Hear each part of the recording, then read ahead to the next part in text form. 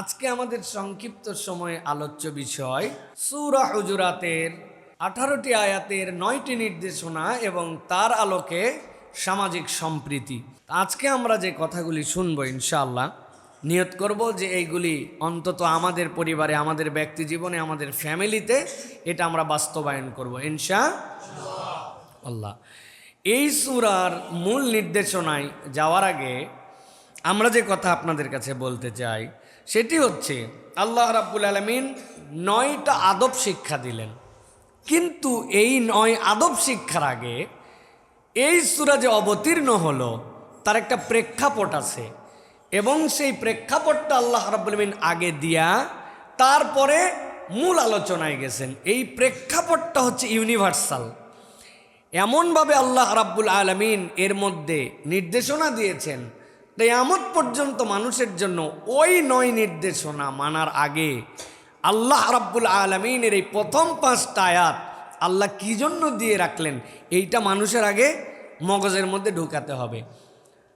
নবী করিম সাল্লাল্লাহু আলাইহি ওয়াসাল্লাম একদিন বসে আছেন, হঠাৎ করে নবী করিম সাল্লাল্লাহু আলাইহি ওয়াসাল্লামের কাছে একদল প্রতিনিধি আসলো, যাদের ব্যাপারে বলা হচ্ছে যে এরা হচ্ছে বনি আসিম গোত্র। তারা নতুন করে ইসলাম গ্রহণ করেছে। নবী করিম সাল্লাল্লাহু আলাইহি ওয়াসাল্লামের কাছে এসেছে যে বনি আসিম গোত্রের লোকেরা, ইয়া রাসূলুল্লাহ, আমাদের গোত্রপতি কে হবে, এর আমিরটা আপনি নিযুক্ত করে দেন। তো নবী করিম সাল্লাল্লাহু আলাইহি ওয়াসাল্লাম কিছু বলার আগেই ওই মজলিসে সাইয়েদনা আবু বকর রাদিয়াল্লাহু তাআলা আনহু এবং হযরত ওমর ফারুক রাদিয়াল্লাহু তাআলা বসা ছিলেন। হযরতে নবী করিম সাল্লাল্লাহু আলাইহি ওয়াসাল্লামের কাছে এই প্রস্তাব দেওয়ার সাথে সাথে আবু বকর রাদিয়াল্লাহু তাআলা আনহু নিজের মতামত আগেই দিলেন।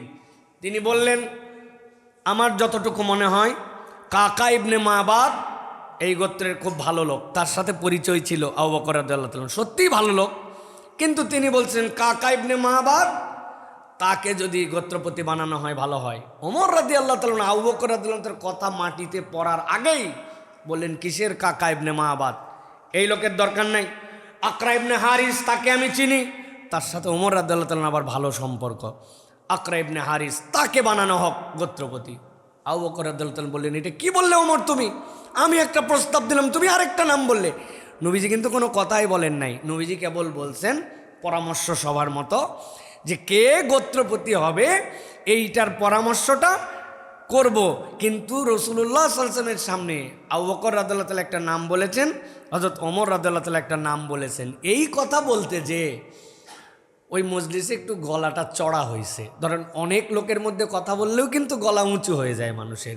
এখানে 2 জন যখন, তখন আপনার কথার প্যাটার্ন একরকম হবে, আর মিটিংয়ে যখন 50 জন তখন আপনার প্রস্তাবনার ধরনটা একরকম হবে। নিশ্চয় হযরত আবু বকর রাদিয়াল্লাহু তাআলা থেকে আদবওয়ালা, ওমর রাদিয়াল্লাহু তাআলা থেকে মুআদ্দাব। আল্লাহর জমিনে আল্লাহ রাব্বুল আমিনের পয়গম্বরদের পরে আল্লাহ কাউকে সৃষ্টিই করেন নাই, উনার সিরিয়ালে 1-2 ওনারা, ঠিক কি না? কিন্তু ওই মানুষগুলিও নবীজির সামনে বসে একটু জোরে জোরে বলছেন কাকা ইবনে মাবাদ, উনি বলছেন না আকরা ইবনে হারিস। 2 জনের মধ্যে একটু কথা হয়েছে। এই কথাটা নবী করিম সাল্লাল্লাহু আলাইহি সাল্লাম যেই ভয়েসে তার কাছে কথা বলেন তার থেকে মজলিসের আদবের খেলাফ হয়ে একটু উঁচু হয়েছে। আল্লাহ রাব্বুল আলামিন সাথে সাথে জিবরাইল আমিনকে প্রেরণ করেছেন।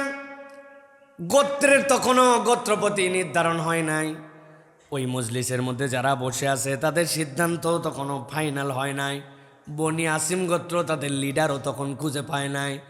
আল্লাহ রাব্বুল আলামিন এমন অবস্থায় নবীজির প্রতি ওহী প্রেরণ করলেন। নবীজি চুপ হয়ে গেলেন। যখন ওহী আসতো সবচেয়ে কঠিন ওহী আল্লাহ নবীর কাছে, মাসালু সালসালাতিল জারাস, ঘণ্টা ধ্বনি দিয়া দিয়া এমনভাবে একটা ওহী আসতো আল্লাহ নবীর কপাল মোবারক ঘেমে যেত। আল্লাহ নবী উটের পিঠে থাকলে নিচে নেমে যেতেন, নবী করিম সাল্লাল্লাহু আলাইহি সাল্লাম দাঁড়ানো থাকলে বসে যেতেন, অনেক সময় আল্লাহ নবী শুয়ে পর্যন্ত যেতেন। ওহী চলে আসলো আল্লাহ নবীর কাছে। আল্লাহ রাব্বুল আমিন সূরা হুজুরাতের 1 থেকে 5 নম্বর আয়াত আল্লাহ নবীর প্রতি অবতীর্ণ করলেন। সামনে সকল সাহাবায়ে কেরাম বসা, নবীজি তেলাওয়াত করতে শুরু করলেন। আল্লাহ বললেন, ইয়া আইয়ুহাল্লাযীনা আমানু লা তুকদ্দিমু বাইনা ইয়াদাইল্লাহি ওয়া রাসূলিহি ওয়াত্তাকুল্লাহা ইন্নাল্লাহা সামিউন আলিম। ও দুনিয়ার ইমানদারেরা, আমি আল্লাহ তোমাদের জন্য জানাই দিলাম, নবীর সামনে যখন তোমরা থাকবা এমন কোনো কার্যকলাপ করো না যেইটা আল্লাহ এবং তার রাসূলের সামনে তোমরা অগ্রগামী হয়ে গেছো। নবীজি এখনও তোমাকে বলেন নাই, তার মতামত দেন নাই, কিন্তু তুমি আল্লাহ এবং তার রাসূলের সামনে অগ্রগামী হয়ে গেছো। এরকম কোনো কাজ তুমি করো না। ওয়াত্তাকুল্লাহ, আল্লাহকে ভয় করো। ইন্নাল্লাহা সামিউন আলিম, তুমি যা বলো সবগুলো আল্লাহ সর্বজ্ঞাত, সর্বশ্রোতা। আল্লাহ রাব্বুল আমিন এরপরে বলতে শুরু করলেন, ইয়া আইয়ুহাল্লাযীনা আমানু লা তারফাউ আসওয়াতাকুম ফাওকা সাওতিন নবী। আমার নবী যেই মজলিসে বসা থাকেন ওই মজলিসে তোমার শব্দ, তোমার কথাটাই এমন যেন না হয় আমার হাবিবের কথার উপরে তোমার কথা যেন চড়ে না যায়। আল্লাহু আকবার। সাবধান করতেছেন আল্লাহ আবু বকর রাদিয়াল্লাহু তাআলা আনহুকে, হযরত ওমর ফারুক রাদিয়াল্লাহু তাআলা আনহুকে, কিন্তু আল্লাহ ভাষা ব্যবহার করতেছেন ইয়া আইয়ুহাল্লাযীনা আমানু, হে ঈমানদারেরা। কিয়ামত পর্যন্ত যত ঈমানদার এখন জিজ্ঞাসা থাকবে, নবী সাল্লাল্লাহু আলাইহি সাল্লাম আপনার আমার সামনে নাই, আল্লাহ নবীর ইন্তেকাল হয়ে গেছে। আল্লাহ নবী দুনিয়ার যে হায়াত, এখান থেকে আল্লাহ রাব্বুল আমিন বরজকি হায়াতে হায়াতুন নবী করেই তাকে রেখে দিয়েছেন। কিন্তু আল্লাহ কেন বললেন ইয়া আইয়ুহাল্লাযীনা আমানু লা তারফাউ আসওয়াতাকুম ফাওকা সাওতিন নবী? আমার নবীর সামনে তোমার যেন কোনো শব্দমালা, তোমার যেন মুখের বাক্য, তোমার যেন কোনো কথা আমার নবীর কথার উপরে না উঠে যায়। ওয়ালা তাজহারু লাহু বিল কওল, আর তোমার শব্দ যেইটা বলো ওইটাও যেন এরকম না হয়, সেইটা যেন সীমা পার গেছে, স্বরটা তোমার যেন উচ্চকিত হয়ে গেছে এরকম যেন না হয়। আল্লাহ রাব্বুল আমিন বলছেন কাদের মতো, কাজাহারি বাদিকুম লিবাদিন, নিজেরা নিজেরা যখন কথা বলো, জোরে জোরে কথা বলো, একজন আরেকজনের সাথে তোমরা কথা বলো। আল্লাহ নবীর সামনে কথা বলার ক্ষেত্রে নিজেদের মধ্যে কথা বলার মতো যেন কথা না হয়, নবীর থেকে কথা উঠে যাওয়া তো অনেক দূরের কথা। আল্লাহ বলছেন আনতা হাবাতা আমালুকুম ওয়া আনতুম লা তাশউরুন, তোমার কথার উপরে, নবীর কথার উপরে তোমার বাক্য যদি উঠে যায়, তোমরা যেরকম নিজেদের সাথে কথা বলো, আল্লাহ নবীর সামনে যদি এরকম বেয়াদবিমূলক কথা হয়ে যায়, আমি আল্লাহ জানাই দিলাম তোমার আমলনামা শেষ হয়ে যাবে, অথচ তুমি টেরও পাবে না। আল্লাহু আকবার। কাদের ব্যাপারে কথা হচ্ছে আবার খেয়াল করেন। সাইয়েদনা আবু বকর, হযরত ওমর ফারুক রাদিয়াল্লাহু তাআলা আনহু নবীজির কাছে আয়েশা রাদিয়াল্লাহু তাআলা আনহা আসছেন।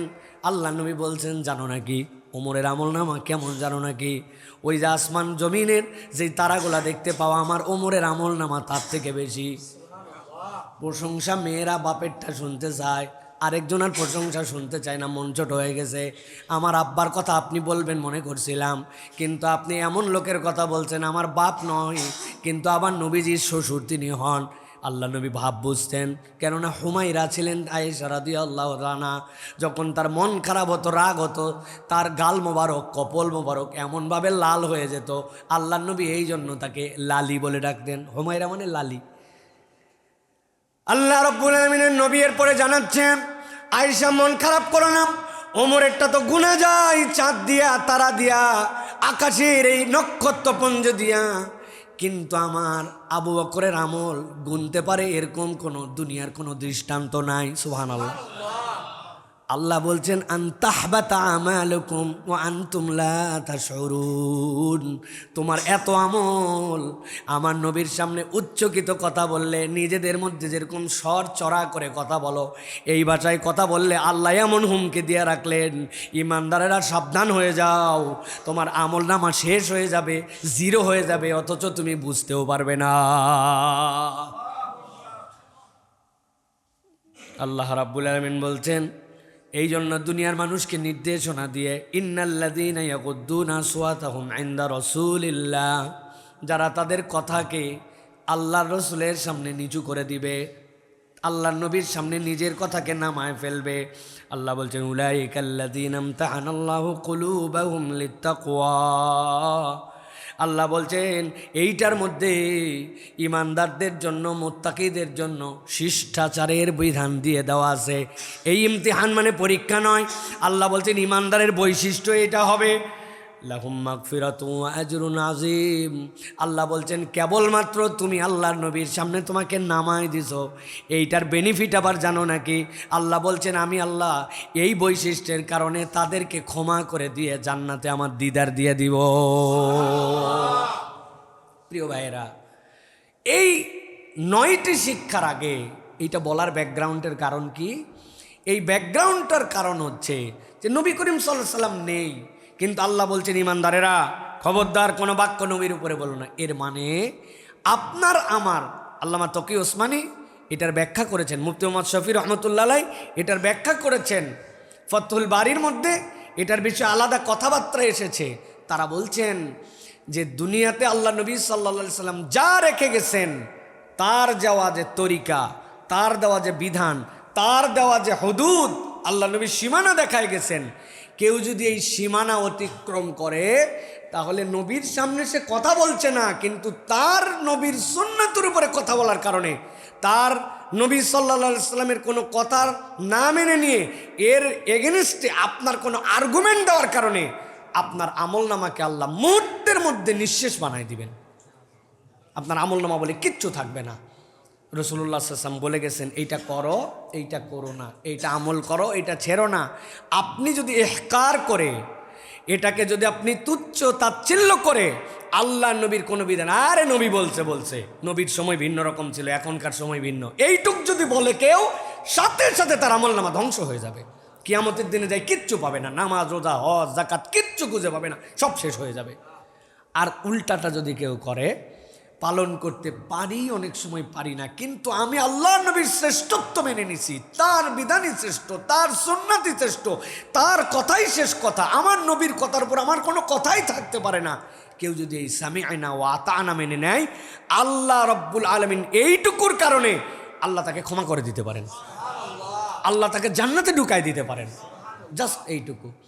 এই জন্য এই 9 নির্দেশনা যেটা হুজুরাতে আল্লাহ তার আগে এটা আগে জানায় রাখছেন যে আমি যেটা বললাম, নবী যেটা তোমাকে জানাই ফেললো, এটাই হচ্ছে লাস্ট কথা, এর উপর আর কোনো কথা বুদ্ধিতে ধরতেও পারে, নাও পারে, আমার আকলে কাজ করতেও পারে, নাও পারে, আমার যুক্তিতে আসতেও পারে, নাও পারে, আমার যুক্তির কোনো মূল্য নাই। আমার নবী বলছেন ফাইনাল, বাস শেষ কথা। এই জন্যই আমরা মুসলিম, এই জন্যই আমরা মুমিন, এই জন্য আমরা উম্মতে মুহাম্মাদি। কারণ আল্লাহ উম্মতে মুহাম্মাদির খাসিয়াত বর্ণনা করছেন 3টা, তার মধ্যে একটা হচ্ছে সৎ কাজের আদেশে তাদের আগ্রহ থাকবে, অন্যায় থেকে ফিরাবে, মানুষকে নেক কাজে উৎসাহ দিবে, অন্যায় কাজের থেকে নিরুৎসাহিত করবে, আর সামি'না ও আতা'না শুনবে, মানবে, শুনবে যুক্তি দিবে না, শুনবে প্রশ্ন করবে, তাই তো না? এগুলো সব বনি ইসরাইলের স্বভাব। আল্লাহ বলছেন এই উম্মত শ্রেষ্ঠ এই জন্য শুনছে আর মেনে নিছে। এই জন্য প্রিয় ভাইয়েরা, এই সূরা হুজরাতের এই নির্দেশনাটা আমাদের জন্য অত্যন্ত তাৎপর্যপূর্ণ, এই ভূমিকাটা বুঝে নেওয়া। এবার চলেন আমরা একে একে খুব সংক্ষিপ্ত সময়ে জাস্ট আমরা নির্দেশনাগুলো একটু বোঝার চেষ্টা করি। 1 নম্বরে আল্লাহ রাব্বুল আমিন বলছেন কিয়ামত পর্যন্ত মানুষের জন্য শিক্ষা হচ্ছে, আল্লাহর পক্ষ থেকে দায়িত্ব হচ্ছে, যখন কেউ তোমাদের কাছে কোনো সংবাদ নিয়ে আসবে, কোনো বার্তা নিয়ে আসবে, এমন গুরুত্বপূর্ণ মেসেজ নিয়ে আসবে যেটার প্রভাব কেবল তোমার সাথে নয়, পরিবারের সাথে, সমাজের সাথে, রাষ্ট্রের সাথে, বিশ্বের সাথে সম্পর্ক আছে, আল্লাহ নির্দেশ দিলেন তোমরা এই সংবাদটুকু একদম হইচই করে কেবল গ্রহণ করে নিবে, এরকম যেন না হয়। আল্লাহ বললেন এটাকে পরীক্ষা করো, তোমরা ইনভেস্টিগেট করো, ইনভেস্টিগেট করে পরীক্ষা করে তবেই সংবাদটা নিবে। কেননা সংবাদের বাহক যে সংবাদ নিয়ে আসতেছে, ওই সংবাদেও ত্রুটি থাকতে পারে, বাহকও অনেক সময় 2 নম্বর হতে পারে। সুতরাং যে কোনো সংবাদ শুনলাম আর প্রচার করে দিলাম, এটা ইমানদারের ক্যারেক্টারিস্টিক হবে না। ইমানদারের ক্যারেক্টারিস্টিক হবে সে পরীক্ষা নিরীক্ষা করে তারপরে এই তথ্যটি গ্রহণ করবে এবং প্রচার করবে।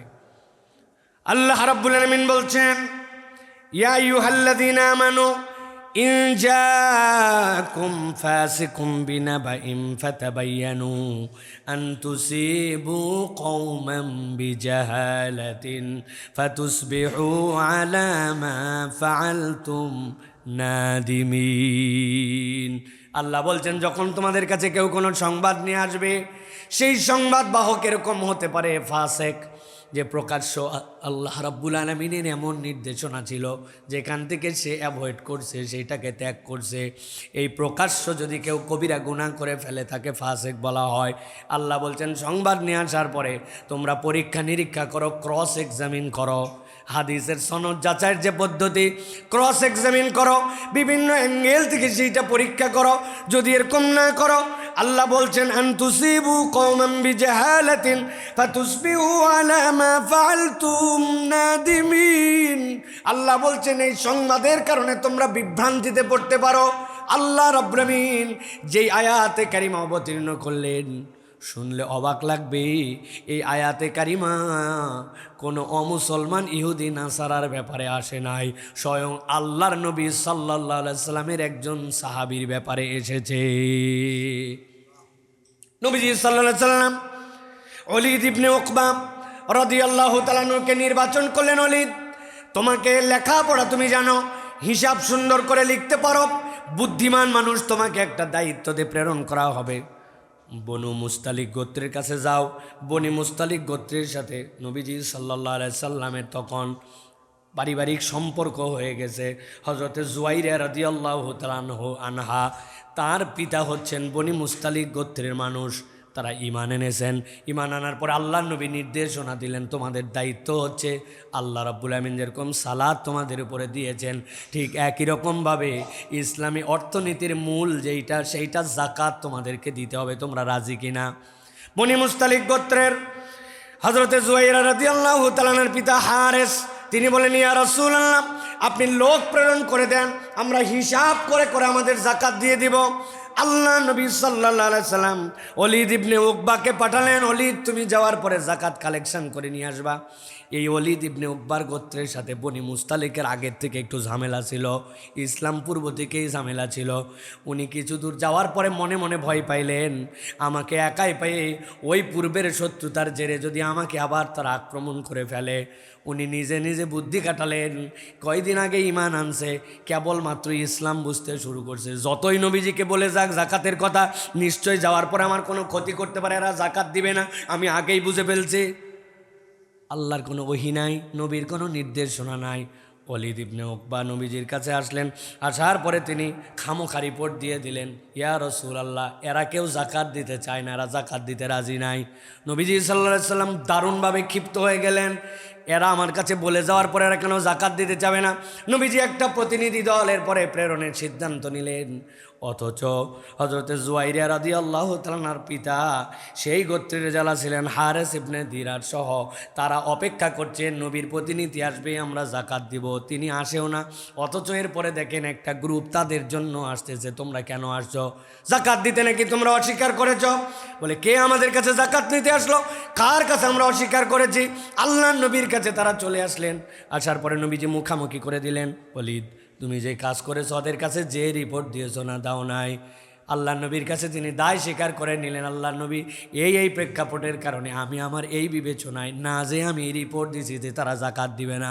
আল্লাহর সাথে সাথে আয়াত অবতীর্ণ করলেন, ইয়া আইয়ুহাল্লাযীনা আমানু ইয়া আইয়ুহাল্লাযীনা আমানু ইন জাআকুম ফাসিকুম বিনাবাইন ফাতাবায়ানু আন তুসিবু কওমান বিজাহালা। কোন সংবাদ যদি আসে, পরীক্ষা করো। পরীক্ষা না করলে রক্তপাত হয়ে যেতে পারে, যুদ্ধ বেঁধে যেতে পারে, তাদের ব্যাপারে তোমার ধারণা অন্যরকম হয়ে যেতে পারে। এই জন্য কোনো বিষয়ের সংবাদ যদি আসে, ইসলামের প্রধান দায়িত্ব হচ্ছে, ইমানদারদের দায়িত্ব হচ্ছে ইজতানিবু, ইনভেস্টিগেট, আগে সেইটা পরীক্ষা নিরীক্ষা করে তারপরে সেই সংবাদ গ্রহণ করা এবং প্রচার করা, ঠিক না? এই রুল যদি আমরা কেবলমাত্র ফেসবুকের যে এখন যুগ আর এআইয়ের যে যুগ, এই যুগে যদি এই একটা রুল যদি আমরা ফলো না করি, তাহলে এই সমাজ বিশৃঙ্খল হয়ে যেতে বেশি সময় লাগবে না, ঠিক কি না? আর্টিফিশিয়াল ইন্টেলিজেন্স বলবেন নাকি এটাকে আর্টিফিশিয়াল শয়তান বলবেন, এটা আমাদের নতুন করে বিবেচনা করার জন্য সামনে সময় আসছে। কিছু কিছু লোক আছেন যাদের কোনো আক্কল নাই, হুঁশ নাই, জ্ঞান নাই, উদয় ফেসবুক চালায়, এরা বুঝারই ক্ষমতা নাই আপনার যে আপনি এটা কোন নিউজ কে ছাপালো কেমনে। এই বিশেষ করে একটু ইয়াংয়ের পরের জেনারেশান, মুরব্বী জেনারেশান আছে না, যারা এইরকম করে মোবাইল ব্যবহার করে কাছে নিয়ে এরকম এরকম করে, দূরেতে দেখে না কাছে দেখে, এরা যা পায় তাই ছাড়াই দিছে একদম। সেটা একদম বড় লিডার পর্যন্ত অপমানিত হয়েছে, হয় নাই ভাই আমাদের? তার মানে ওই জেনারেশনটা বিরাট বড় ঝামেলা। কোন জায়গায় মধুর ক্যান্টিনে কে ছবি চাপাই দিল আর আপনি সেটা ওয়াজের ময়দানে বলে দিলেন একবারে আঙ্গুল তুলে তুলে যে হ্যান করেছেন ত্যান করেছেন। প্রিয় ভাইরা, এই জন্য কোনো সংবাদ ছড়ানোর আগে দেওয়া, ভাই কোনো সংবাদ যদি আপনি না পৌঁছান গুনাহ হবে, বুঝে বলেন, কিন্তু গুনাহ হবে না। এই সংবাদ আমি দিতে পারলাম না, আল্লাহ আপনারে ধরছে, হ্যাঁ ফেসবুকে এটা আসছিল তুই শেয়ার করলি না কেন, হ্যাঁ কত বড় তুই বেইনসাফ মুসলমান, হ্যাঁ আল্লাহরে ধরবে না। ভাই আমি বুঝি নাই, চিনি না, আমি ওর মধ্যেই গেলাম না, ওখান থেকে বের হয়ে গেলাম, কিন্তু না বুঝে এইটাকে ছড়িয়ে দেওয়া এটা ভয়ঙ্করতম অপরাধ। এটার থেকে আমাদেরকে বেঁচে থাকার জন্য চেষ্টা করতে, না শেয়ার করে যাবেন না, আমিন না বলে যাবেন না। ওরে বাবা, আর মাত্র 57 দিন আছে রমাদানের, যদি আপনি আমিন না বলে যান তাহলে আপনার বাচ্চা মরে যেতে পারে। ব্যাককল মুসলমান ওই জায়গাতে আমিন লিখতেছে, ওইটা শেয়ার করে জানাচ্ছে, অথচ আর 57 দিন নাই, 57 দিন আরও 7 দিন আগে পার হয়েছে। পার হওয়ার পরে এখন দিন চলে গেছে 50টায়, কিছু ডানে তাকালো না, বামে তাকালো না। মা খাদিজার গৃহ দেখেন না আপনারা, যে ঘরে বিবি হালিমা নবীজিকে দুধ পান করাতেন। ব্যাককল কথাকার, এতবার গেলাম আমি, মনি সাদে গেলাম, ইচ্ছা করে যাই, মনের আবেগে যাই যে আল্লাহ নবী কোন মহল্লায় ঘুরেছেন, এখানে আল্লাহ নবী সাল্লাল্লাহু আলাইহি ওয়াসাল্লাম ছাগল চড়িয়েছেন, নবীজি হালিমা সাদিয়া তার ঘরে থাকতেন, ওই মহল্লাটাই গেছি, ওই উপরে গেছি, আল্লাহ নবী যেখানে বসতেন একটু চিহ্ন করে দেওয়া আছে, নবী করিম সাল্লাল্লাহু আলাইহি ওয়াসাল্লামের সিনা চাক হয়েছে, চিহ্ন আছে, কিন্তু ঘর নাই, বাড়ি নাই, কিচ্ছু নেই। তুই কোত্তে ঘর বানালি ভাই, আমি তো দেখতে পেলাম না কোনো দিন ভাই, অথচ আমাদের কাছে দিয়ে দিছে লাখ লাখ আমিন, লাখ লাখ শেয়ার, আর আমরা ভালো কথা বলে আপনার ঠ্যাং ধরলেও শেয়ার করে না। ওনার টাইম লাইনে আমাদের এটা থাকলে মনে করে বেইজ্জতি, হ্যাঁ হুজুর এই যে আমার টাইম লাইনে থাকবে, কিন্তু ওই জায়গায় উনি কাজ হয়ে গেছে। ইন জাআকুম ফাসিকুম বিনাবাইন ফাতাবায়ানু, হুদামিস একটা জিনিস তুমি এটা দিও না, এটা তোমার জন্য, সমাজের জন্য এটা খারাপ। আর এটা যদি আল্লাহ এবং তার রসুলের কথার বাইরে যায়, আমলনামা বরবাদ। আল্লাহ রাব্বুল আলামিনের রসুল সাল্লাল্লাহু আলাইহি ওয়াসাল্লাম বলেছেন, কাফা বিল মারই কাযিবান, একজন মানুষের জন্য মিথ্যু করার জন্য এটাই যথেষ্ট যে সে যা শোনে তাই বলে, যা শোনে তাই বলে। শুনছে একটা, বলছে একজন, উনি ছাইরা দিল যে শুনছি, রেওয়ায়াত সহি একবারে, কি উমুকে বলেছেন, কেউ কেউ বলেছেন, শুনেছি, কে বলেছেন তা জানা নাই, কিন্তু শুনছি। এই জন্য আমার কাছে কেউ যদি এসে বলে অমুক হুজুর বলছে, অমুক বলে কোনো হুজুরের নাম বাংলাদেশে নাই, তুই নাম বল আগে, অমুককে, কে অমুক? আমার ওস্তাদ আব্দুল্লাহ জাহাঙ্গীর রহমাল্লাহ বলতেন, ইসলামের সবচেয়ে বড় সাংঘাতিক টার্ম হচ্ছে কলা বাজ। দেখবেন কলা ইমাম কুরতুবি, ও কলা ইমাম মুজাহিদ, ও কলা আবু হানিফা, ও কলা বাদ, ও কলা বাদ কে রে, হ্যাঁ উমুককে। স্যারের কাছে যদি কেউ উমুক নামে লেখছিল খাতায়, তার জীবন বরবাদ হয়ে গেছে একবারে। কম লেখ, কিন্তু উমুক লেখলি কেন? উমুককে, উমুক নামে কোনো জিনিস ইসলামে নাই। যদি উমুক নামে জিনিস থাকতো তাহলে হাদিসের সিলসিলাতে সনদ, রিজাল, হ্যাঁ এইটার যে মাদহ যা, এইগুলোর এত বড় টার্ম, এইগুলা কোত্থেকে আসতো? এই জন্য আমাদেরকে যে কোনো কিছু বলার আগে ইনভেস্টিগেট করতে হবে। রাজি আছে ইনশাআল্লাহ? 2 নম্বরে আল্লাহ রাব্বুল আমিন বলছে, ঘটনা ঘটেই গেছে, প্যাঁচ লেগেই গেছে, এখন তোমার জন্য দায়িত্ব কি? আল্লাহ রাব্বুল আমিন বলছেন 2 নম্বরে, ফাসলিহু, মেক সেটেলমেন্ট। আল্লাহ বলছেন এখন তোমার দায়িত্ব হচ্ছে সুলহ করে দেওয়া, সেটেলমেন্ট করে দেওয়া, সমঝোতা করে দেওয়া, দুইজনের মধ্যে সম্পর্ক উন্নয়নের জন্য পদক্ষেপ নিয়ে ফেলা। আল্লাহ কোরআনুল কারীমের মধ্যে বলছেন, ইন তাইফাতানি মিনাল মুমিনিনা ইকতাতালু ফাসলিহু বাইনাহুমা ফাইন বাগাত ইহদাহুমা আলাল উখরা ফাকাতিলুল্লাতী তাবগী হাত্তা তাফিআ ইলা আমরিল্লাহ। আল্লাহ রাব্বুল বলছেন দুইজনের মধ্যে যদি গন্ডগোল লেগে যায়, তোমার দায়িত্ব হবে, দিলের তামান্না হবে মুমিন হিসাবে, কখনো সেটা যেন বড় না হয়। সুলহ করে দাও, সন্ধি করে দাও, দুইজনের জন্য মিটমাট করে দাও। তবে আল্লাহ এবং তার রসুলকে যদি বিধানে মিটমাট করার ক্ষেত্রে তারা না মানে, এইটা চূড়ান্তভাবে চলে যায়, আল্লাহ বলছেন তখন তার বিরুদ্ধে তুমি অস্ত্র ধরো। যতক্ষণ আল্লাহ এবং তার রসুলের নির্দেশনায় আসে, আপনি শরীয়তভাবে বুঝিয়েছেন, ভালোর জন্য সমাধান করতে চেয়েছেন, কিন্তু তারা আল্লাহ এবং তার রসুলের বিদ্রোহ করে ফেলছে, ওই জায়গায় আর কোনো সুলহ চলবে না। তখন আপনাকে আল্লাহর পক্ষ থেকে দায়িত্ব নিয়ে তখন আপনাকে তার বিপক্ষে আল্লাহ বলছেন তোমরা লেগে যাও, যতক্ষণ আল্লাহর দিকে সে ফেরত আসে। আল্লাহ বলছেন ফা ইমফাত, এরপরেও যদি পাওয়ার দেখানোর পরে, প্রেশার দেখানোর পরে সে ফেরত আসছে, আল্লাহ বলছেন আবার মেনে নাও, ফাসলিহু বাইনাহুমা বিল আদল, তখন তোমরা ন্যায় নীতিগতভাবে তাদের মধ্যে তোমরা আবার সুলহ করে দাও। আল্লাহ মূলত এর দ্বারা বিশ্বব্যাপী, সমাজব্যাপী, দেশব্যাপী, পরিবারব্যাপী, ব্যক্তি টু ব্যক্তিব্যাপী আল্লাহ রাব্বুল আমিন এমন একটা বিধান দিয়েছেন, ইমানদার যদি এই উসুল ফলো করে, সমাজের গণ্ডগোল ফাসাদ 90% চলে যাবে। দায়িত্ব হবে যে আমাদের আল্লাহ এবং তার রসুলকে মানে না, ওইটাকে পার করে যায় নাই, তাহলে গণ্ডগোল টুটা ফাটা ইমানদারের তবিয়ত হবে মিউচুয়াল করে দেওয়া, তাদের মধ্যে সেটেলমেন্ট করে দেওয়া। তারা যেন আল্লাহ রাব্বুল আলামিনের হুকুমের বাহিরে যায় নাই, মেনে নিছে আল্লাহ রসুল যে পদ্ধতি বলেছেন সেইটার মধ্যে তোমাকে সেটেলমেন্ট করে দেওয়া। একটু বুঝের বিষয় আছে।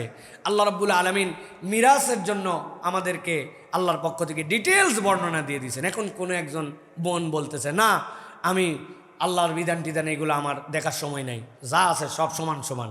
আল্লাহ এটা বুঝাচ্ছেন যে আল্লাহর বিধানের উপর কথা বললে তখন এই জায়গায় কোনো কথা নাই, তখন তুমি তাকে শরীয়তের যে বিধিবিধান আছে ওইটা তাকে তখন তোমাকে জোর করে চাপতে হবে। তারপরে যখন আবার বলছে যে আচ্ছা ঠিক আছে বেকায়দায় পরে তো এখন লাইনে আসছে, আল্লাহ বলেন বেকায়দায় লাইনে আসছে ফাসলিও, আবার তার সাথে ইনসাফ করো, আদল করো, কিন্তু টার্গেট থাকবে ইমানদার কখনো কারোর মধ্যে গন্ডগোল বাঁধাবে না, গন্ডগোল মিটাবে। কি হবে ভাই? গন্ডগোল মিটাবে। যদিও আমাদের অবশ্য এই সকল তবিয়ত বাঙালিদের মধ্যে নাই, আমরা কিছু পারি না পারি বাতাস দিতে পারি অন্তত, মানে আগুনে খড়িও দেই নাই, আগুন নিজে জ্বলিও না, কিন্তু বাতাসটুকু দিতে পারি। বাসে করে যাচ্ছে 11 নম্বরের এই জায়গায় এক সিএনজি আলার সাথে মোটরসাইকেল আলার লাগালাগি করে গন্ডগোল। উনি কিসে আছে? বাসে। উনি বাসের মধ্যে থেকে কাল্লা বাইর করে দেখতেছে, বিশাল গন্ডগোল। তো খানিকক্ষণ পরে উনি তো না পারতেছে নামতে, না পারতেছে মিটাতে, না ওই গন্ডগোলের পাট, কিন্তু একটা ডায়লগ দেখেছে, এই সিএনজি আলা ভাই, হাত থাকতে মুখ দিয়ে কিরে লাগা লাগা। এরপরে বাস আস্তে করে চলে গেছে, উনি বাতাসটুকু দিয়ে গেছে। এই বাতাস দেওয়ার অভ্যাস আছে না ভাই? কথা বলেন, কার কার আছে? হাত তোলেন একটু দেখি আপনাদের। আহা, সব জায়গায় বাতাস দেওয়া। ভাইয়ে ভাইয়ে গন্ডগোল লাগছে, বাহিরে উনি তৃতীয় পক্ষ। কয় কেস কোর্ট এইগুলা কি আঙ্গুল চুষার জন্য? তুমি চায়ের দোকানে গল্প, যাও বেটা যাও, উকিলের নাম্বার দিয়ে দিচ্ছে, আমার নাম বলিস, যা, ডেঞ্জারাস উকিল। এখন পর্যন্ত কোনো মিথ্যা মামলায় সে হারে নাই, বুঝেন নাই না? কোনো মিথ্যা মামলায় হারে নাই সে, সব মিথ্যা মামলা জিতাইছে। এইরকম উকিলের খবর দিছে, সে সলভ করতে চায় না, গন্ডগোল লাগাই দিতে চায়। আল্লাহ বলছেন এটা ইমানদারের চরিত্র নয়, এই আচরণ করলে তুমি নবীর উপর তোমার কথা নিয়ে গেছো। নবী বলছে গন্ডগোল মিটাও, আর তুমি ইমানদার হয়ে গন্ডগোল লাগাও, বাতাস লাগাও, একজনের আরেকজনের সাথে গন্ডগোল কেমনে যুগ যুগ জিয়ে থাকবে এই চেষ্টা করো। আব্দুল মালিক সাহেব দামাত বরাকাতুল আলিয়া, উনি যে কঠিন কথা বলছেন, ঠান্ডা মানুষ, এইরকম কথা উনি বলবেন যে যতদিন পর্যন্ত এই ব্রিটিশ সিস্টেমের বিচার, ওর টার্গেটই হচ্ছে যুগ যুগ কেস ঝুলায় রাখা। দেওয়ানি কেস মানে ও কোনো দিন শেষ হবে না, এইভাবে ঝুলায় রাখা। আর ইসলামের নিয়ম হচ্ছে কেসই থাকবে না। ইসলাম 5 থেকে 7 কার্য দিবসের মধ্যে কেস শেষ হয়ে যাবে, ওই কেসকে মিটাই দিবে। শুধু মিটাবেই না, রায় বাস্তবায়ন হবে এমনভাবে নতুন আল্লাহর বান্দা হিম্মত করবে না কেস করার। হ্যাঁ, ইয়ার কি, তুমি ভুয়া একজনের নামে একটা মামলা দিয়ে দিছো, প্রমাণ হয়ে গেছে যেটা মিথ্যা মামলা, তোহমতের কারণে পাবলিকের সামনে 80 খান বাড়ি আমার মতো লের ভেড়া লোক দিয়ে না, যেগুলো হিম্মত আলোর কি সব বাটাম দেওয়া দিবে। একবার যদি বাটাম খায় আর এলাকার লোক সবাই যদি দেখে যে এই লোক মিথ্যা 2 নম্বর কথার কারণে বাটাম খায়, তার অবস্থা কিরে, পিছনের হাড্ডি সব সমান হয়ে গেছে একবারে, আর গুড়গুড়া হয়ে গেছে, আল্লাহর দয়ায় ওই এলাকায় কারো বাপের সাহস হবে না নতুন করে মিথ্যা মামলা করা। মহিলার বিপক্ষে তুমি অপমান করছো, বিবাহিত অবিবাহিত হিসাব করে টোরে, তারপরে আল্লাহ রাব্বুল আলামিনের ফায়সালা তার সামনে কায়েম করা হয়েছে। এলাকার সব লোক এসে দেখছে, ওরে বাবা বাবা প্রয়োজনে আমি নিজে নিজে ডাক্তারের কাছে যাই নপুংসক হয়ে যাবো, প্রয়োজনে যাবো, আমার পুরুষত্ব দরকার নাই আমার, কিন্তু তারপরে এই আকামের দিকে যাওয়া যাবে না, ঠিক কিনা? আপনি খালি ঘোষণা দেন দৃষ্টান্তমূলক শাস্ত্রে। দৃষ্টান্ত মানে কি ভাই? কোনোদিন বিশ্লেষণ করছেন কিছু কিছু শব্দ? বিশ্লেষণ করে নাই। দৃষ্টান্ত মানে কি? দেখানোর মতো ইউনিক। বিফোর দিস টাইম এটা হয় না, এটা একটা পুরা প্রতারণামূলক মিথ্যা কথা। আইনে কি হবে সব লেখা আছে, আপনি কোত্থেকে দৃষ্টান্ত উপস্থাপন করবেন? ওই বিচারকের বাপের ক্ষমতা নাই রুলের বাইরে যাওয়া, ঠিক কিনা? চাইলেও দিতে পারবেন। আপনি মিথ্যা কথা বলে দৃষ্টান্তমূলক। আরেকটা ভগিযোগী কথা আছে, মসজিদের সামনে লেখা থাকে মুক্ত হস্তে দান করুন। মানে কি ভাই? মানে আপনার হাত মুক্ত করে যা আছে সব দিয়ে ফেলান। এখন থেকে এটা চেঞ্জ করবেন, বলবেন যে কম সামর্থ্যে দান করুন, সব দিবেন না দয়া করে, সব আপনার তো নিব না আমরা। মুক্ত হস্ত বলে আপনি 1.5 টাকা 2 টাকা ফেলাইছেন, হ্যাঁ? কেমনে তাইলে হইল? তো এই যে ভক্কর চক্কর, আল্লাহ রাব্বুল আলামিন বলতেছেন না ফাসলিহু, ইমানদার তোমার তবিয়ত তুমি বানাও যে আমি কারো গন্ডগোল করতে দিব না, আমি গন্ডগোল মিটাই দিব। আপনার মন যদি এটা থাকে, আল্লাহ রাব্বুল আলামিন এটা আল্লাহর নবী পছন্দ করেন, এই জন্য আপনাকে অটোমেটিক মাফ করে দিতে পারেন। সুবহানাল্লাহ বলেন। আল্লাহ রাব্বুল আলামিন এই নিয়ামত দিয়েছেন। তাহলে এটা গেল 2 নম্বরে। 3 নম্বরে আল্লাহ বলছেন ও আকসিতু, কেবলমাত্র ন্যায় বিচার নয়। আকসিতু আল্লাহ বলতেছেন কেবলমাত্র আদল নয়, আমি আল্লাহ দায়িত্ব দিলাম ন্যায় বিচারও তুমি করবা। ফাইম ফাআত ফাসলিহু বাইনাহুমা বিল আদলি ওয়া আকসিতু। তুমি এখন বিচারের জায়গায় দাঁড়ায় গেছো। আল্লাহ বলছেন তুমি ওই বিচারের জায়গায় দাঁড়ানো মানে এজলাসে বসা নয়, বিচার কার্যের বিচারপতি হওয়া নয়। প্রত্যেকেই তার নিজের জায়গায় অনেক সময় বিচারক হয়। নবীজির কাছে আসছি, ইয়া রাসূলুল্লাহ আমার 8টা ছেলে মেয়ে, একটা ছেলেকে এত ভালোবাসি। কি জন্য ভালোবাসো? খুব ভালো লাগে আমার। কি করছো? ইয়া রাসূলুল্লাহ তার জন্য আমি একটা বাড়িতে কাজের লোক দিয়ে দিয়েছি, গোলাম দিয়ে দিয়েছি, সার্বক্ষণিক তার সাথে থাকে। নবীজি বললেন বাকি ছেলেদের জন্য দিছো? বলেন না দেই নাই। আল্লাহ নবী দায়িত্ব দিলেন বাকি ছেলেদের জন্য একজন করে দাও, আর যদি দিতে না পারো যাকে দিছো তার থেকে সরায় নাও। তুমি পিতা হিসাবে বিচারকের জায়গায় ওয়াকসিত, আল্লাহ বলছেন ন্যায় বিচার তোমাকে করতে হবে। যার যেখানে ন্যায় বিচারের জায়গা আসবে, আপনাকে বিচারের দিক থেকে ওই জায়গাতে ন্যায়কে প্রতিষ্ঠিত করতে হবে। এটা আল্লাহ রাব্বুল আলামিন বলছেন এটা তোমার দায়িত্ব যে তুমি ন্যায় বিচার করবা। সেটা হিন্দু না মুসলমান এটা দেখার নাই। এক ইহুদি আসছিল, মুসলমানের সাথে ঝামেলা, নবীজির কাছে বিচার নিয়ে আসছে। আল্লাহ নবী সাল্লাল্লাহু আলাইহি ওয়াসাল্লাম সকল কিছু দেখে ইহুদির পক্ষে রায় দিয়ে দিছে। মুসলমানের মন খারাপ, চিন্তা করছে নবীজির মন তো এরকম, ওমর হচ্ছে স্ট্রং থেকে স্ট্রং, চলো এই বিচার হবে না, ওমরের কাছে বিচার। বেচারি বেকায়দায় পড়ছে, মুসলমান সংখ্যাধিক্য, না যায় উপায় নাই। ওমর রাদিয়াল্লাহু তাআলার কাছে বিচার নিয়ে গেছে। ওমর রাদিয়াল্লাহু তাআলা বলছেন যে বিচার কি হয় নাই? বলছে হ্যাঁ নবীজি বিচার করছে কিন্তু এর পক্ষে দিছে। ওমর বলছে দাঁড়াও, আমি ভিতর থেকে বিচারের জিনিসপত্র নিয়ে আসতেছি। এক কোপে কল্লার থেকে ধর আলাদা করে দিছে। আল্লাহর নবী সাল্লাল্লাহু আলাইহি ওয়াসাল্লামের কথার উপরে, তার বিচারের উপরে তুমি বিচার নিয়ে আসছো। আল্লাহ রাব্বুল আলামিন এই জন্যই বলেছেন আনতাহবাতা আমালুকুম, তোমার আমলনামা শেষ হয়ে যাবে, তোমার কল্লা থেকে ধর নেওয়াবে না, কিন্তু নবীর বিচার শেষ বিচার, এর উপরে কোনো কথা থাকতে পারে না। এটাই মেনে নিতে হবে, এটাই হচ্ছে শর্ত। আল্লাহ বলছেন ওয়াকসিতু, তুমি ন্যায় বিচার করো। তুমি মুমিন, তুমি কেমনে অন্যায় বিচার করো? তোমার সামনে যে কোনো ছোট্টখাট্ট ফায়সালা আসছে, এই ফায়সালায় তো তুমি অন্যায় বিচার করতে পারো না। এই জন্য ন্যায় বিচার মানুষের মধ্যে যখন উঠে যাবে, সমাজ তখন শেষ হয়ে যাবে। আল্লাহ এই জন্য দায়িত্ব দিয়েছেন আকসিতু, ন্যায় বিচার করো, ন্যায় বিচার করো। ন্যায় বিচার না থাকলে আর মিথ্যা থাকলে সে সমাজ শেষ হয়ে যাবে। সেইটা হযরতে ঈসা আলাইহিস সালাম লোক একজন সাথে নিয়ে রওনা হয়েছেন, যে ঈসা আলাইহিস সালাম বলছেন চলো আমার সাথে একজন সফর সঙ্গী দরকার। সফর সঙ্গীকে নিয়ে গেছেন। যাওয়ার সময় ঈসা আলাইহিস সালামের কাছে রুটি ছিল কতগুলো, নিয়ে সাথে নিয়ে গেছেন। অনেক দূর যাওয়ার পরে এক জায়গায় দাঁড়িয়েছেন, অজু করার জন্য, ওয়াশরুম করার জন্য গেছেন, আর তার জিম্মাদারি দিয়ে গেছেন জিনিসপত্র পাহারার। আসছেন, আসার পরে বলছেন ক্ষুধা লাগছে, যেহেতু ব্রেক নিছি তো খাওয়া দাওয়াটা করেই যাই আমরা। আসার পরে খুলছেন, খোলার পরে কোনো রুটি নাই।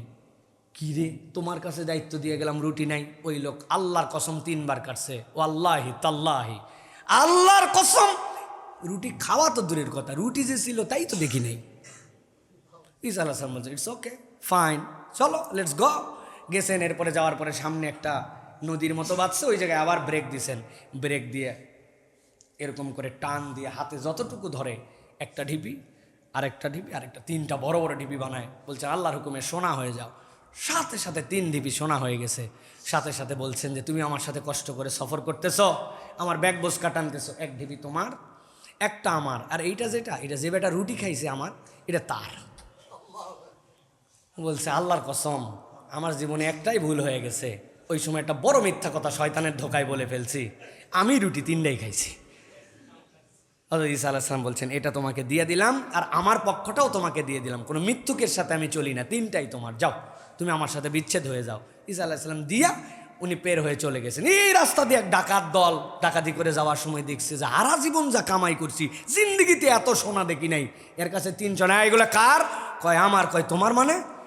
তুমি একাই এত সোনা দানা, কি অবস্থা? সাথে সাথে ডাকাতরা বলছে যে জীবনে আর কামাই করা লাগবে না, এইটারে মারা লাগবে, এইটারে মাইরে সব নিয়ে যাবে। কিন্তু তাদের মেজাজের মধ্যে কি পরিবর্তন হলো, আমরা ডাকাত কোন জায়গায় করছি, এত বড় গ্রুপ নিয়ে কে কারে চিনে ফেলে, এই লোকরে কেউ চিনে না। বলছে ভাই এমন ক্ষুধা লাগছে, তুই বাজারে যাবি, যে একটু খাবার নিয়ে আসবি। খাওয়া দাওয়ার পরে আর প্ল্যান করছে, ওই খাবার আনার পরে আরে মাইরা সাফ করে আমরা নিয়ে চলে যাব। বেকায়দায় পরে এই লোক গেছে, আর ও চিন্তা করছে যে বেটা কত বড় ব্যাককল, অপরিচিত লোকের হাতে কেউ খাবার আনায়, তোদের খাওয়াচ্ছি। ও খাবারের মধ্যে বিষ মিশাই নিয়ে আসছে, মিশাই নিয়ে আসে এদেরকে দিছে, আর এরাও নিয়ত করছে খাবার আনলে আগে মাইরে তারপরে খাবো। ওরে আসা মাত্র কল্লার থেকে ধর উড়াই দিছে। দেওয়ার পরে এরা চিন্তা করছে যে মরছে তো মরছে, জিনিস নিয়ে যাব, খাবার যেহেতু আনছে খাইয়ে যায়। খাওয়ার পরে পুরো টিম সহ মরে গেছে। ঈসা আলাইহিস সালাম ওই রাস্তা দিয়ে ফেরত আসছেন, আবার আসার সময় দেখছেন সম্পদের জায়গায় পড়ে আছে, মানুষ মরে সব পড়ে আছে। আল্লাহ তাকে খবর জানাই দিছেন ঘটনাটা কি। এরপরে তিনি বলছেন এটাই হচ্ছে দুনিয়া, তার সম্পদ, তার লোভ সব দুনিয়ায় থেকে যায়, লোভহীন ন্যায় বিচার আল্লাহর কাছে চলে যায়, ওইটুকুই আল্লাহর কাছে যায়, আর কিচ্ছু যায় না।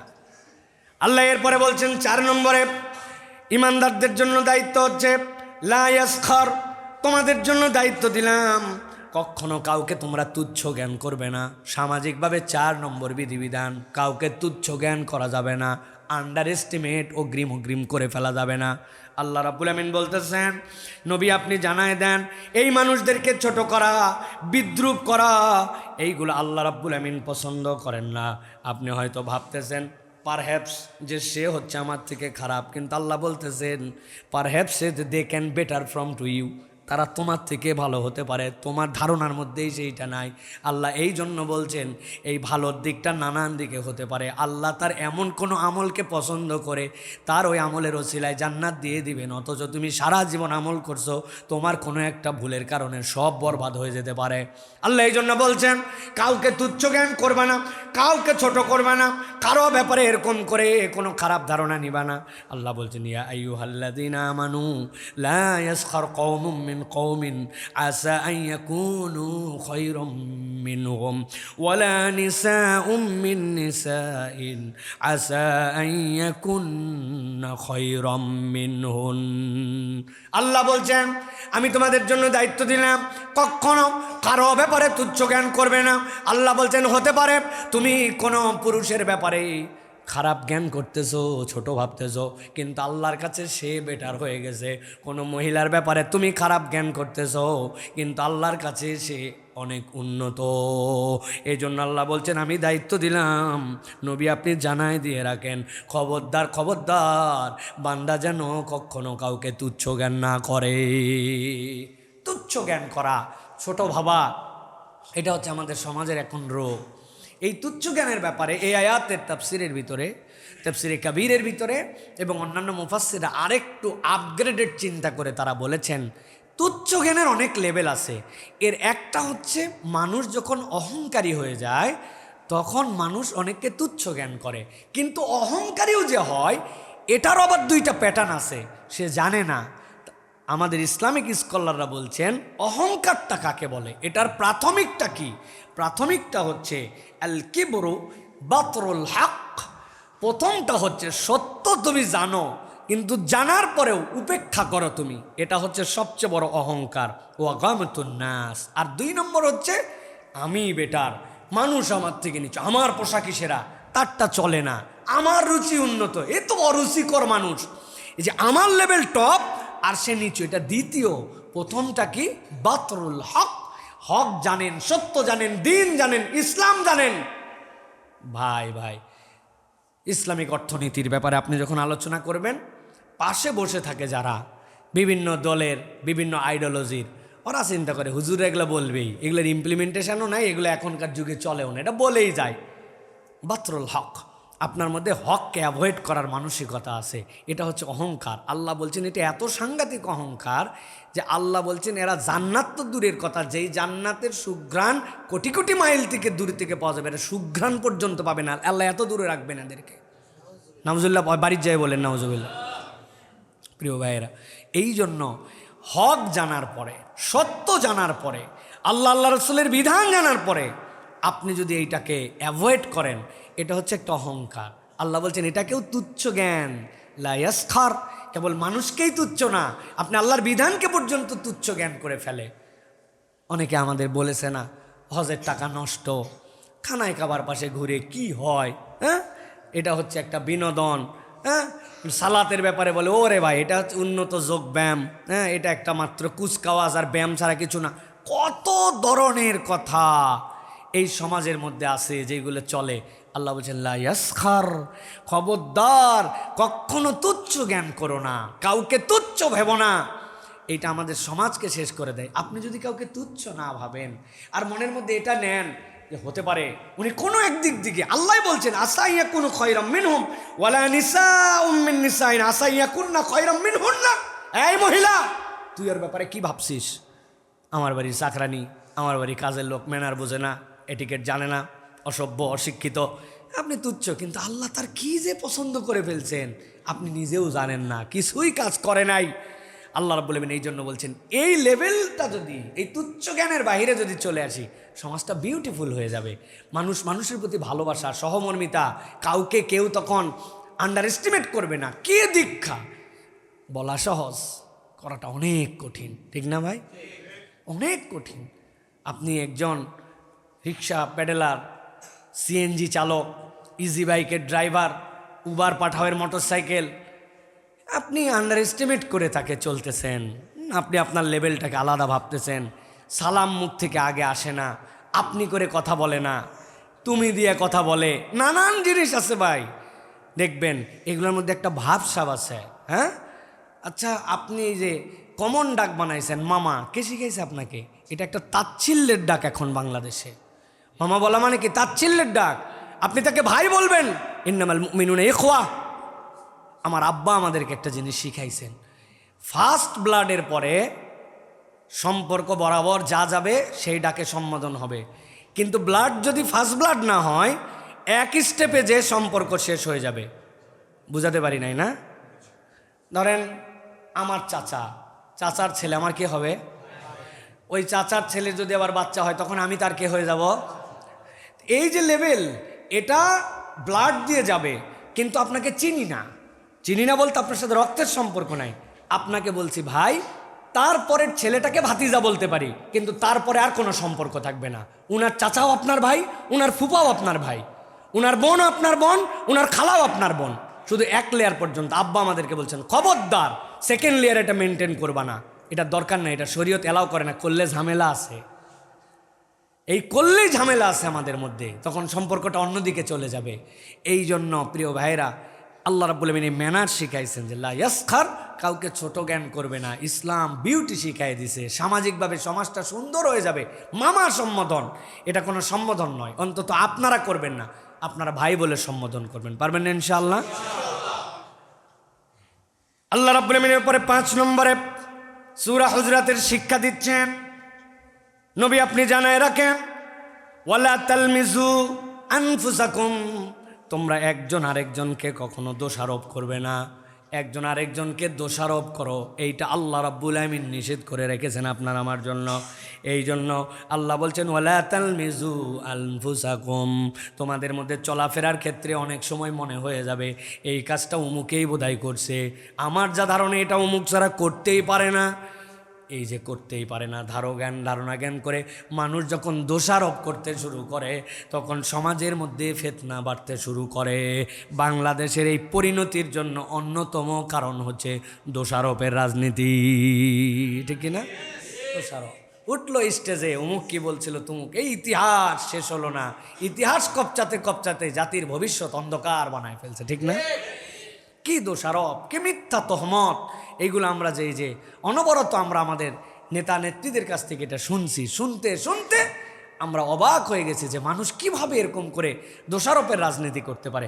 এই দোষারোপ আল্লাহ বলছেন না, এটা তোমার ক্যারেক্টারিস্টিকের মধ্যে হবে না। দোষ থাকতে পারে, দোষারোপ তুমি করবা না। দোষ থাকতে পারে না, তোমার বলে বেড়ানো, এইটা জানানো, এটাকে আইটেম বানানো, এটা যেন আমার আইটেম না হয়। এটা তো আমাদেরকে খুব খেয়াল করতে, প্রিয় ভাইয়েরা। দোষে গুণেই মানুষ, দোষ না থাকলে তো ইনসান নামই হতো না। আল্লাহ ইনসান নামই দিয়েছেন দুইটা মূল শব্দ থেকে। একটা হচ্ছে উনাসুন, উনাসুন মানে হচ্ছে ভালোবাসায় ভরা, আর নিসিয়ান এর মানে ভুলে ভরা। ভুল আছে, দোষ আছে, জন্যই তো আল্লাহ ডাকি দিয়েছেন ইনসান বলে, শব্দটাই চয়েস করছেন আল্লাহ। আবার আল্লাহ উনাস বলেছেন কেন? এই মানুষের থেকে ভালোবাসার আর কোনো সৃষ্টি আল্লাহর নাই। ইজা আরাদা শাইয়ান আইয়াকুল আলাহু কুন ফায়াকুন, সব কুন ফায়াকুনে, মানুষ কুন ফায়াকুনে নয়।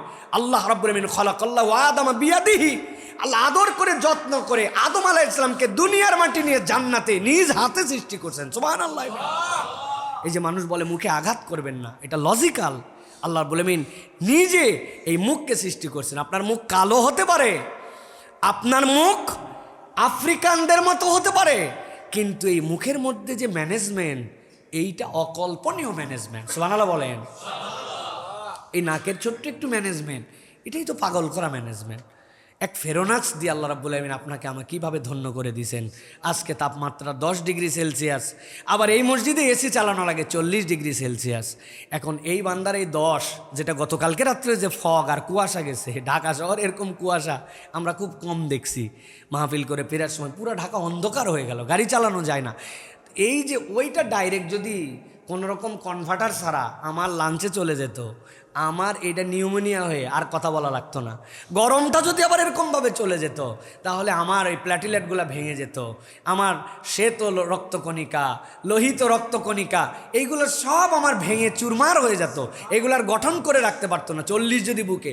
আল্লাহ মাইক্রো সেকেন্ডের মধ্যে এই চিপ দিয়া এটাকে কনভার্ট করে আমার বুক যা লাগে ওইটার কাছাকাছি আল্লাহ অনবরত সাপ্লাই দিয়ে যাচ্ছেন। আল্লাহ রাব্বুল আলামিন এই অনন্য করে সৃষ্টি করেছেন। আল্লাহ রাব্বুল আলামিন আমাদের এই সৌন্দর্য দিয়েছেন। আল্লাহ এই জন্য বলতেছেন যে বান্দা তুমি যেরকমই হও দোষারোপ করো না, তোমার এটা ক্যারেক্টারিস্টিক হতে পারে না।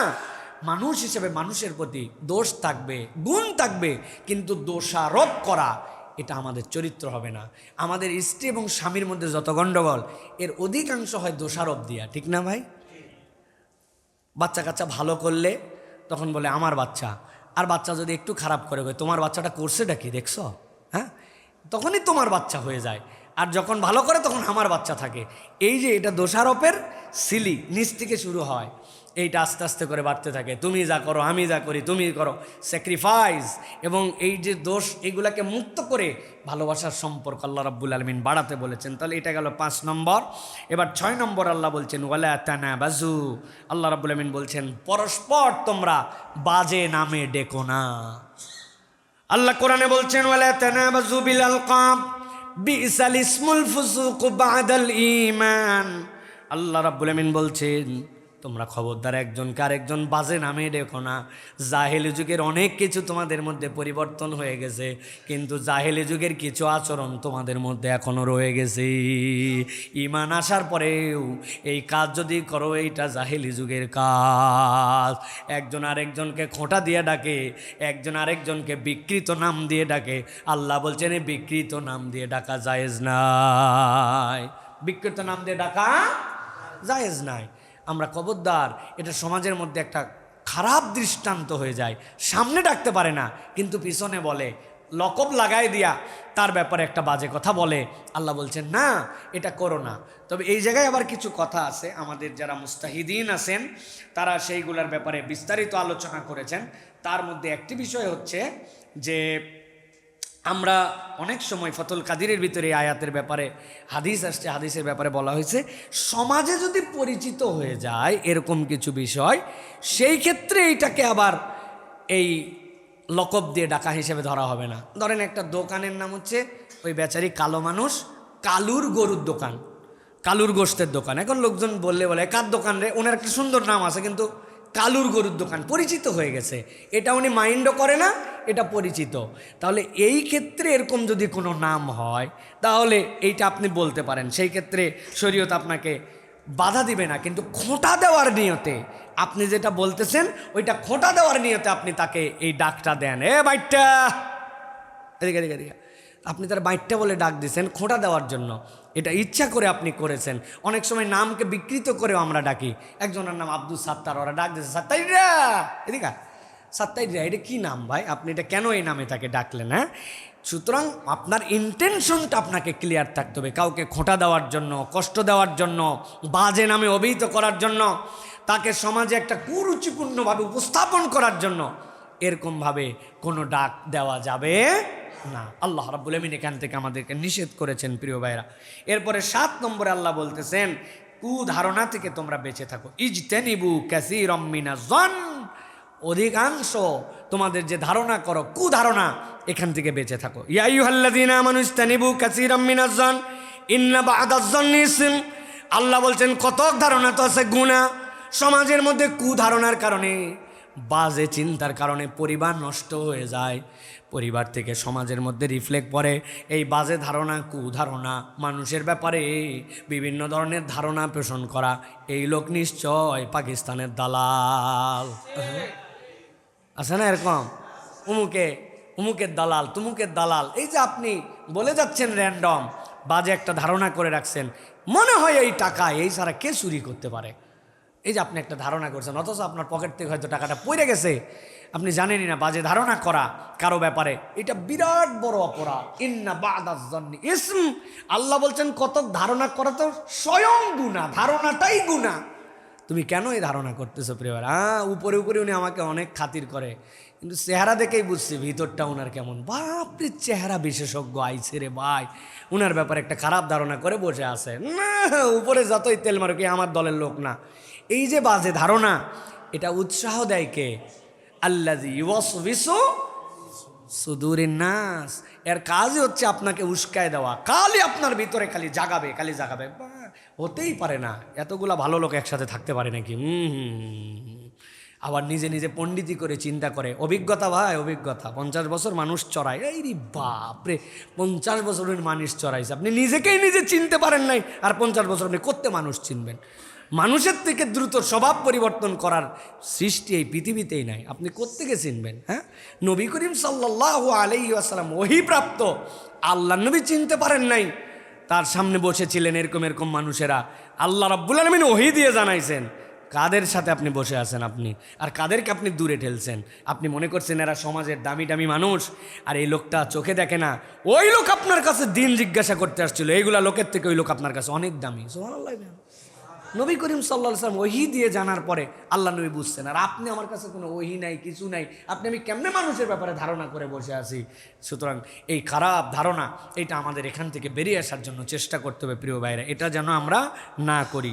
এরপর আল্লাহ রাব্বুল আলামিন আর 2টা নির্দেশনা দিয়েছেন। আরেকটা বলেছেন, do not spy on each other. তোমরা একজন আরেকজনের উপরে স্পাইগিরি করো না, গোয়েন্দাগিরি করো না। ওয়ালা তাজাসসু, গোয়েন্দাগিরি এইটা সাংঘাতিক খারাপ স্বভাব মহিলাদের। পুরুষও আছেন, মহিলাও আছেন। তাজাসসু, খবরদার তোমরা কেউ একজন আরেকজনের সাথে তোমরা গোয়েন্দাগিরি করো না। গোয়েন্দাগিরি মানে কি? ওই তথ্যটা আমার বাইর করতেই হবে, ওইটা আমাকে জানতে হবে, কেমনে না জানলে আমার ভিতরে শান্তি হচ্ছে না। এই গোয়েন্দাগিরি করে কি হয়? গোয়েন্দাগিরি করে ফাসাদ বাড়ে, পরিবারের মধ্যে অশান্তি বাড়ে। এই গোয়েন্দাগিরি করে কোনো লাভ হয় না।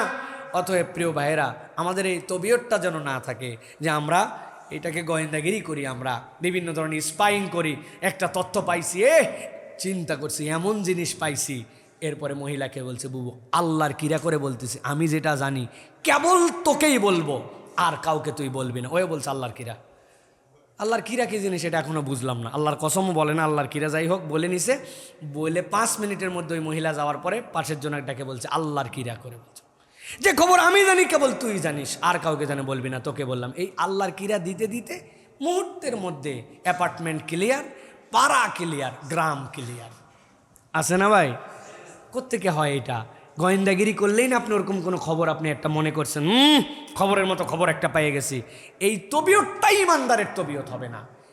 মানে কিছু একটা শোনার জন্য ভিতরে উস্কায় খুস্কায় শেষ হয়ে যাচ্ছে, মনে হচ্ছে ওইটা না জানলে আমার ভিতরে অস্থির। আল্লাহ বলছেন ওয়ালা তাজাসসু, ইমানদার এই বিহেভিয়ারের মধ্যে থাকবে না। তোমরা একজন আরেকজনের বিপক্ষে কখনো গোয়েন্দাগিরি করো না, এখান থেকে বেরোয় থাকতে হবে আমাদের। সর্বশেষ আল্লাহ রাব্বুল আলামিন বলছেন, শুরুতে তোমাদের জন্য বললাম কোনো খবর যদি আসে সেইটাকে সাবধানতার সাথে গ্রহণ করো। শেষে আল্লাহ বলতেছেন ওয়ালা ইয়াগতাব বা'দুকুম বা'দা আয়ুহিব্বু আহাদুকুম আন ইয়াকুলা লাহমা আখিহি মাইতান ফাকারিহতুমু। আল্লাহ বলছেন শেষ তোমাদেরকে উপর আর নিচে প্যাকেজ কমপ্লিট করলাম।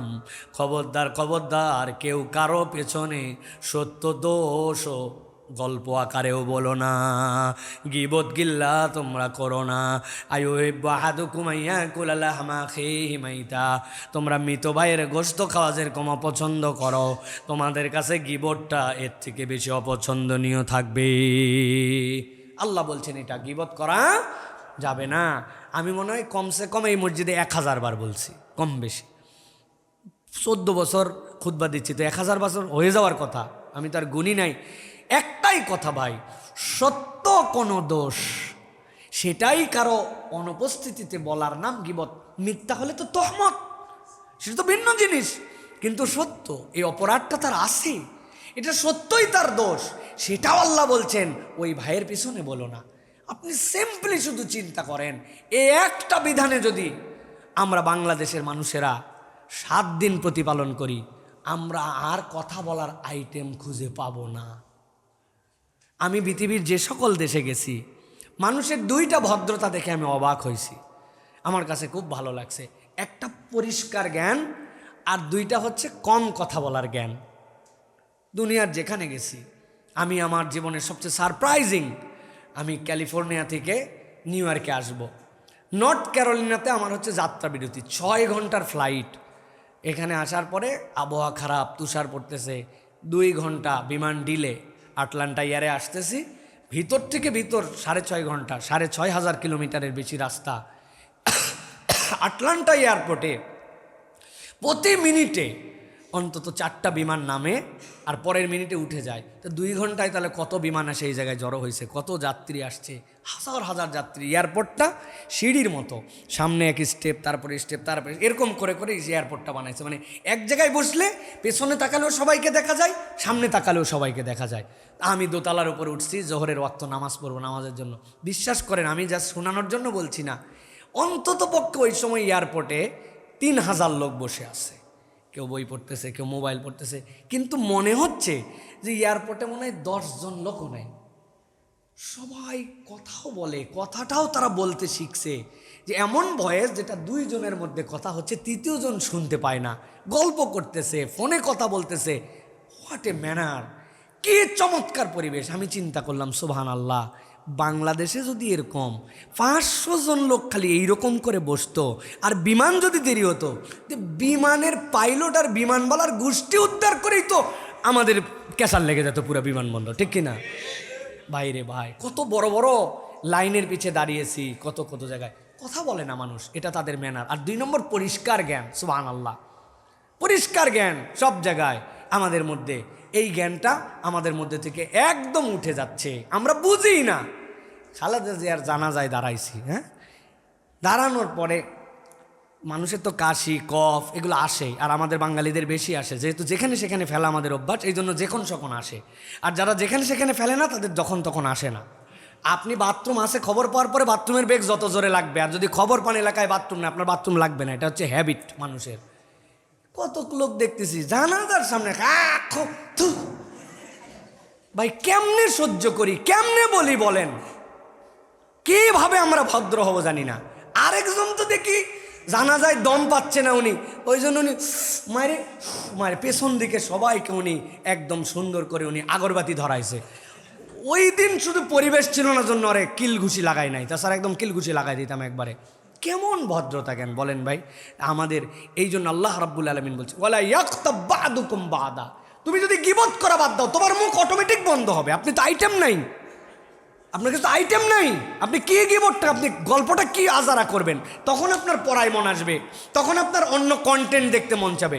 আর আপনার যখন আইটেম আছে, ভাই জানিস না তো ভাই আজকের যে বিমানবালা যেগুলো ছিল এটা মানুষের জাতের মধ্যে পড়ে না। আপনি আইটেম পাইছেন তো, আর এরা তো আইটেম পায় নাই। এই জন্য প্রিয় ভাইয়েরা আমাদের সব আমল বরবাদ, সারাদিনের কামাই রুজি শেষ এই গীবত দিয়া। ছেলে মেয়ে ছোট বড় দুইজন একত্রিত হলে 3 নম্বরের আলোচনা। এখান থেকে আমাদের বেরোতে হবে প্রিয় ভাইয়েরা, এটা আমাদের জন্য ভয়ঙ্করতম অপরাধ। হুজুর, ছাত্র, নন আলেম, আলেম, আমরা সবাই কম বেশি এগুলোর সাথে বিভিন্ন অজুহাত দিয়ে জড়িত হয়ে যায়। এগুলোর থেকে আমাদেরকে বেঁচে থাকার জন্য চেষ্টা করতে হবে। চলেন আরেকবার সামারি করি। 1 নম্বর, খবর আসলে পরীক্ষা করতে হবে, হ্যাঁ, ইনভেস্টিগেট করতে হবে। 2 নম্বরে মেক সেটেলমেন্ট, মানুষের মধ্যে সমঝোতা করে দিতে হবে। 3 নম্বরে অ্যাক্ট জাস্টলি, আপনাকে একদম দায়িত্বের সাথে আপনাকে ন্যায় বিচার করতে হবে। এরপরে 4 নম্বরে আপনার জন্য দায়িত্ব হচ্ছে লা ইয়াসখার, কাউর ব্যাপারে খারাপ তুচ্ছতাচ্ছিল্য এইটা করা যাবে না। 5 নম্বরে যেটা বলেছি সেটা হচ্ছে কাউকে ইনসাল্ট করা যাবে না, হ্যাঁ, একজন আরেকজনকে ইনসাল্ট করা যাবে না, বাজে নামে ডাকা যাবে না, ওয়ালা তালমিজু। 6 নম্বরে বলেছে ওয়ালা তানাবাজু, পরস্পর দোষারোপ করা যাবে না পরস্পর। এরপরে হচ্ছে বাজে নামে ডাকা যাবে না, অন্য কোনো নামে, ব্যঙ্গাত্মক নামে এইগুলো ডাকা যাবে না। 7 নম্বরে যেটা বলেছি ধারণা, কুধারণা, এখান থেকে আমাদের বেঁচে থাকতে হবে। সুধারণা ইসলাম পছন্দ করে। আল্লাহ রাব্বুল আলামিন এই জন্য বলেছেন আমি বান্দার ধারণা অনুযায়ী, সুবহানাল্লাহ বলেন, এটা মুসলমানদের মুক্তির একটা রাস্তা। আমি ধারণা করি আমার আল্লাহ আমারে মাফ করে দিবে, এই ধারণার দাম আছে। আল্লাহকে আপনি এইভাবেই পাবেন, বিপদে আমার আল্লাহ আমারে দেখবে, আমার আল্লাহ সাইরে যায় নাই, আপনাকে আল্লাহকে পেয়ে যাবেন আপনি ওই জায়গাতে। আল্লাহ হাদিসে কুদসির মধ্যে বলেছেন যে আনা ইনদা জন্নি আব্দি বি, আমার বান্দা আমার ব্যাপারে যার ধারণা করে আমি সেই রকম বান্দার কাছে। অতএব না না আল্লাহ আমারে মাফ করবে না, শেষ হয়ে যাবে সব, আমার দ্বারা হয়, আমি কিছু না, এটা শয়তান আপনারে ঢুকায় দিছে। আর আল্লাহ বলছে তুই সুধারণা কর, এই জন্য কুধারণা করব না, সুধারণা করব। পারবো না ইনশাআল্লাহ, দেখবেন কিরকম দিল বড় হয়ে যায়। এরপরে যেটা সেটা হচ্ছে ওয়ালা তাজাসসু, do not spy each on other, একজন আরেকজনের পিছনে খোসাখুসি করে তার গোপন তত্ত্ব, মারেফতের গোপন তত্ত্ব আপনি বের করার জন্য যে চিন্তা করতেছেন, এই মারেফতের গোপন তত্ত্ব আপনাকে বের করতে হবে না প্রিয় ভাইয়ের। এখান থেকে আমাদেরকে বেঁচে থাকতে হবে। আর 9 নম্বরে যেটা বলেছি, গীবত গিল্লা করা যাবে না। আল্লাহ রাব্বুল আলামিন যেন আমাদেরকে হেফাজত করেন।